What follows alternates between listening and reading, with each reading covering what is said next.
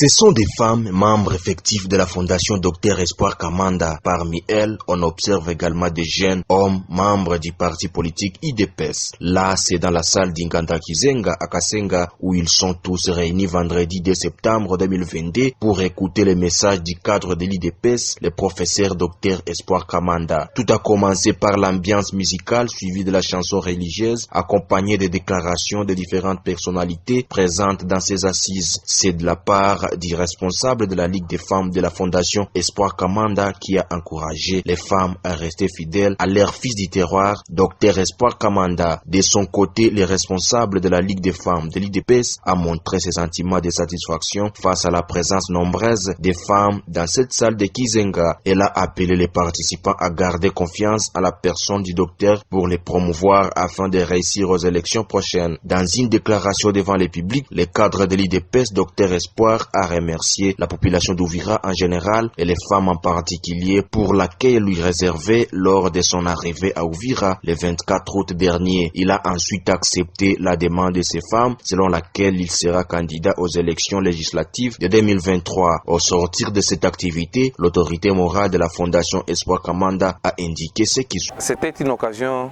pour nous de pouvoir remercier la population de la ville d'Ouvira pour son accueil chaleureux qu'elle nous a réservé, lors de notre arrivée ici, c'était le 24 août. Alors nous avons préféré de passer nos remerciements via le canal des mamans qui nous ont vu naître, qui nous ont vu grandir. C'était l'occasion. Effectivement, je me rappelle quand j'étais à Ouvira, c'était en décembre de l'année passée, les mamans vendeuses ici à Moulongwe m'ont demandé de poser ma candidature aux prochaines élections législatives nationales.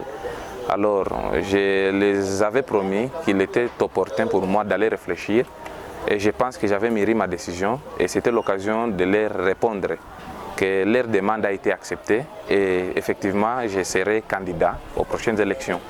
Parce que vous avez vu, vous étiez dans la salle, la population d'Ouvira est derrière le chef de l'État.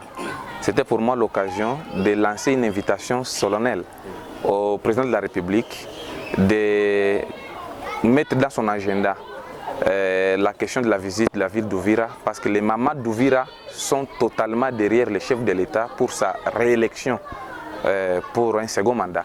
Alors c'était aussi l'occasion de démontrer que l'IDPS, mon parti politique, et les chefs de l'État ont un soutien indéfectible de la part des mamans de la ville d'Ouvira. Nous étions là-bas parce que vous avez appris un jour avant, je pense, que nous avions lancé officiellement le projet d'éclairage des villages par les panneaux solaires, ce qu'on appelle lampadaires ici.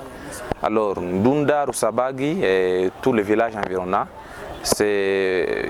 font aussi partie de ces projets. Alors, nous sommes partis là-bas, d'abord visiter notre population, discuter avec eux et profiter de cette occasion pour les présenter ces projets.